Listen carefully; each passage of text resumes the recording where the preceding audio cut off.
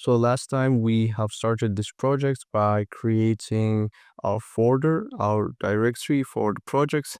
We also talked about how this project is going to proceed and also learned a bit about the terminal and some basic commands like mkdir, clear, um, cls for command prompts, cd, remove dir, remove for files, and we've learned so much. Something I forgot to mention, or actually, which I think I have mistaken, is for Mac and Linux users, don't use remove dir, rf, then your directory name to delete directories or folders which contain extra additional files, so non-empty folders. Instead, just remove this dir. I think this is the proper way of doing it on Linux. I'm not sure on Mac, but most of the time Mac follows like the same trajectory as for Linux. So use this uh, if you want. And if I just click this, for example, uh, you will see it won't really work. That's because this doesn't work for PowerShell, and throughout this course we're going to be using PowerShell. Okay, let's just clear it currently. So today we're going to be setting up our project directory even more. I know you want to dive straight into the code, but there are some things you want to do before you want to start there. Uh, and as I've told you, don't look at this course or mini course of sorts as just tutorials on YouTube. Look at them as lectures. They will take lots of times. They will be heavy on the information provided.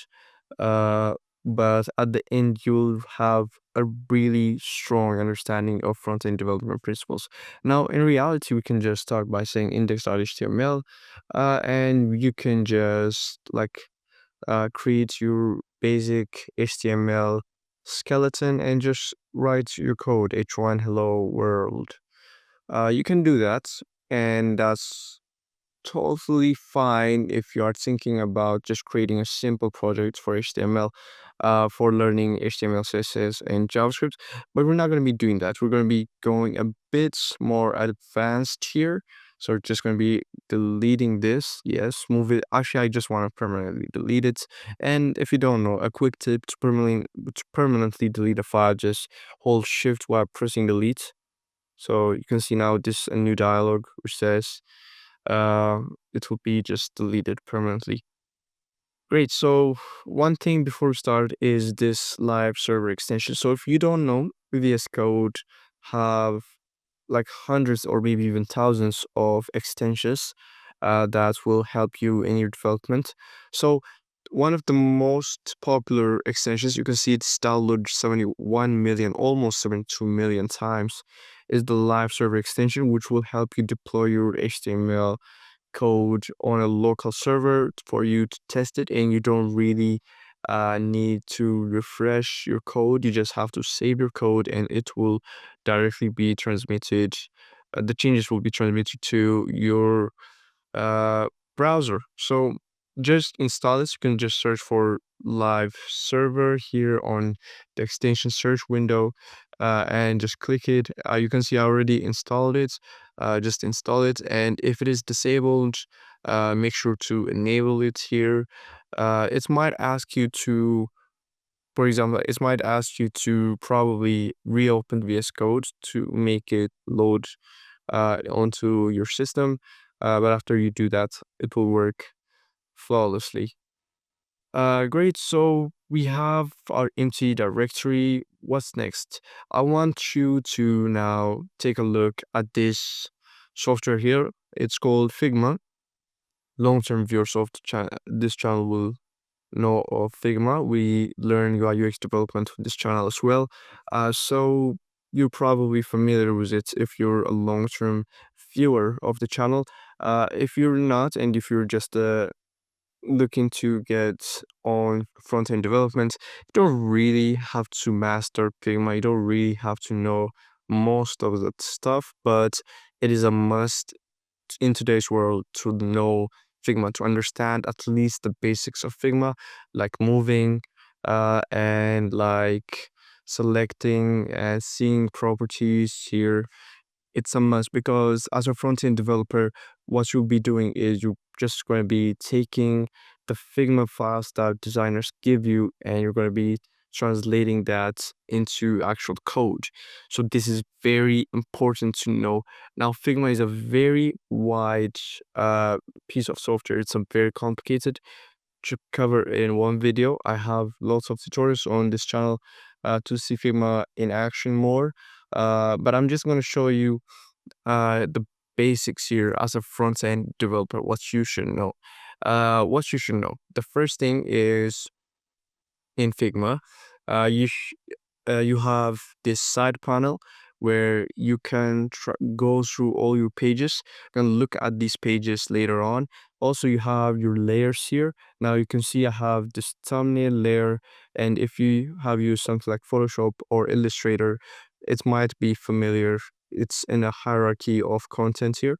And also, as you click on something, for example, if I click and select this code, which is highlighted with the box here, you can see it has so many properties, and because it's is text, it has some typographic properties like the font, weight, line height, or letter spacing and stuff like that.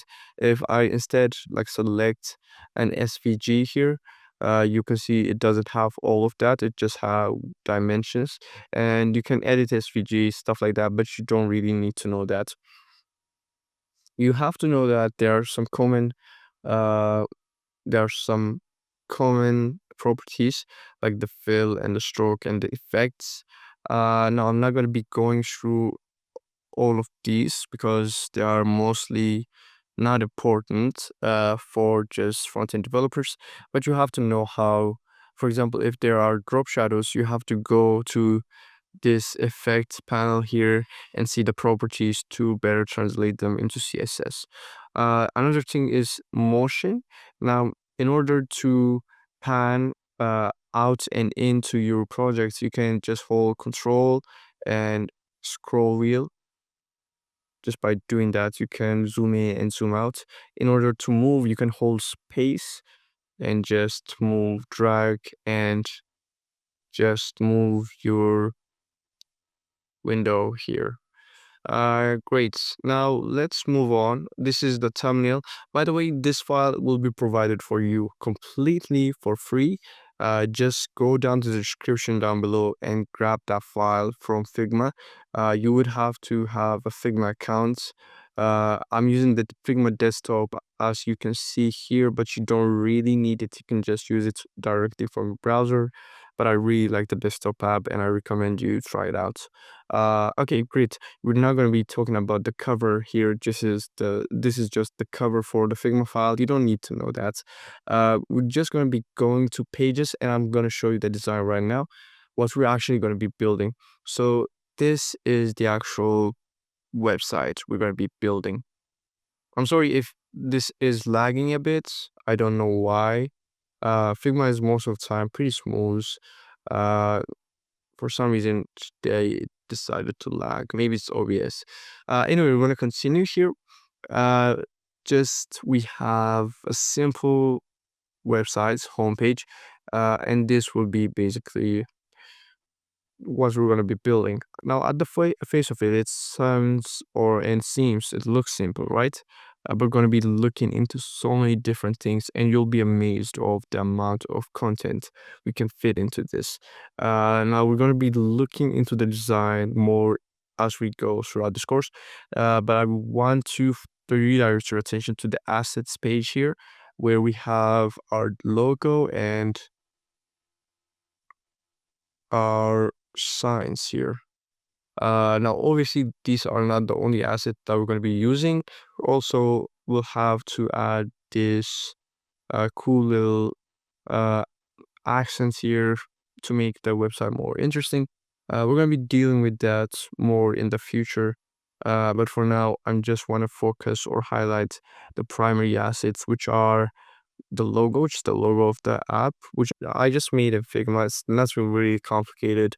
You don't really need to know anything about graphics design to become a front-end web developer. Some knowledge would actually help a lot, but not really necessary. Also, we have the size.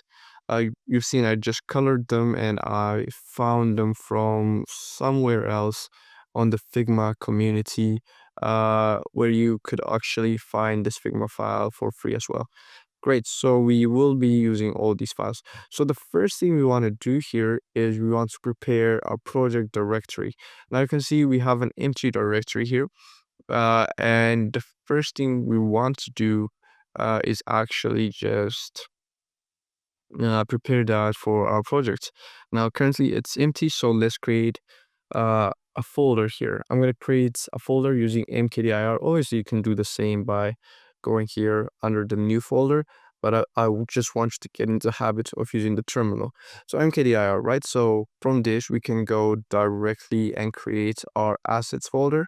Our assets folder will house all of the images and assets, the different assets that we're going to be using in our file, basically. So let's just hit enter, and you can see our assets folder has been created. Now, if you go inside of the assets folder, it is empty, but we don't really want that to be empty. We want to prepare it a bit. So we want to first go to CD and assets. Now you can do that, or I'm going to show you a different way. So first, let's just do it this way. CD assets, we just move into the assets folder, and inside of the assets folder, we can create a new directory or new folder called uh, brand, which will house our logos and stuff for the branding, right? So let's just click enter, and you can see a brand folder has been created. Now, the other way of doing this, it's you can say mkdir asset. Now you can see I've cd dot, meaning I've come out of the website that's folder, the assets folder. So I'm currently on the home folder, just the astrology sign folder here, and here you can see I can say mkdir, and I could just add assets slash signs. Okay, so this will be the folder for our signs, astrology signs, obviously. So this will be the folder for the signs. Wait. So at this point, mkdir asset signs, you can see we're creating the signs folder inside of the assets folder. So we're not just going inside of the assets folder to do it there. We are doing it all at once. So just a simpler and more efficient method. If I click enter here, you can see that a secondary signs folder has been created. So currently both of these are empty, and let's just clear this. But we want to fill them out. So how do we get our files from our images, actually from Figma, into our VS Code in our desktop, our computer, our project folder? Great. So before we think of that, there are two things we have to really consider. The first thing is, what kind of export are we using? Primarily there are two types of export. These are the PNG or raster images and vector images. Uh, Raster images, PNG, JPG, JPEG. Uh, so these are the sort of images or the form of media that you can't really scale forever. As you scale, the pixels won't really new pixels won't appear, but the pixels that are already there will be growing bigger and bigger. And for example, let me show you here. If I Control Shift C here, this is a quick shortcut in Figma to copy as PNG. Now if I just go over here and paste it, now you can see as I make this bigger, you can see how pixelated it gets, right? So this is the drawback of PNGs, but naturally they are easier to work with. Now, if I instead copy this as an SVG, which is the default in Figma, you can see however much I scale, PNGs are calculated based on mathematical formulas, though they don't really get rasterized and pixelated. So, but they are notoriously difficult to work with. in HTML. So you will need to know when to use both of them, and I'll try my best to explain when to use PNGs and when to use SVGs. But for today here, we just need to export these elements here. So what do you think is best? Most of the time, I would say the logos and brand identities will be SVGs because you don't know where you'll use your logo. They might be in a big format or in a small format, right? You don't know where you would use them quite. So the easiest way of exporting this is will be clicking export PNG and here export logo. Now, one thing to note is if you see here, it says logo.png because it is taking the name of the layer here. Great. So from this, we're just going to have to go to our project directory. And if you remember, it is, I think it was projects, right? It's projects. Then from projects, it was astrology, sign, and you have our assets folder, then our brand folder, and logo dot. Actually, uh, it should be SPG, right? So let's just copy this for now. Uh, let's change this to SVG here. I don't want it to be PNG, obviously. We have discussed about that. So just as SVG, now you can see it is instead logo.svg, and I just paste it here, and inside of the brand, we can just save it. Great, so now it will be directly transmitted here, and you can even view your SVG here. Great, if I zoom in, you can see the SVG in full flow. Great. Now let's just transfer all of our signs. Now, there are two ways of doing it. One, the old way, and the most tiring way is just to select each of them and export them, just as we did. And two is just select everything here. I just click one of them, hold shift, click this one, and it will select everything in between. And we can go to exports. And now do we use PNG or SVG? Now you can use both ways would work uh in the current case because I don't really think we're going to be reusing these logos too much. So PNGs would work fine in this case. So the only place we're using our uh sign icons here is here, right? So here they are taking the width of 177 pixels and a height of 96. Now let's go back to assets, and here for the assets they have a height of 66 and a width of 64. Now there are two ways of doing this. Obviously, you can't really export them as PNG in their current form, so because they will get pixelated when you scale them to the needed dimensions. So what you could do is you could increase them like to 200 pixels, right? So when you increase them, then when you export to your uh, folders and when you use it in HTML, you're resizing them down. So when you scale them down, they don't really lose their quality. Uh, that's one way of doing it. And the second way of doing it, which is, I think, the simpler and currently the best way of doing this, is to use SVGs because I feel that these will need to be scaled quite a lot, so I'm just gonna be opting to use them for PNGs. One thing to note is most of the time, SVGs, sorry. One thing to note is most of the time I really do like to take icons as SVGs because as icons are naturally very resizable. You resize icons so many times in your projects. So as long as they're icons, I typically use SVGs. But images like solid images, I prefer to use PNGs. Also, PNGs don't typically work best for backgrounds. So if that's the case, maybe consider using PNGs. Uh, yeah, so we're just going to be exporting them. Now we're going to go out of the brand, but instead go to the sign and here click save. Now, if we go to our folder, you can see everything is ready in this case. Now, great.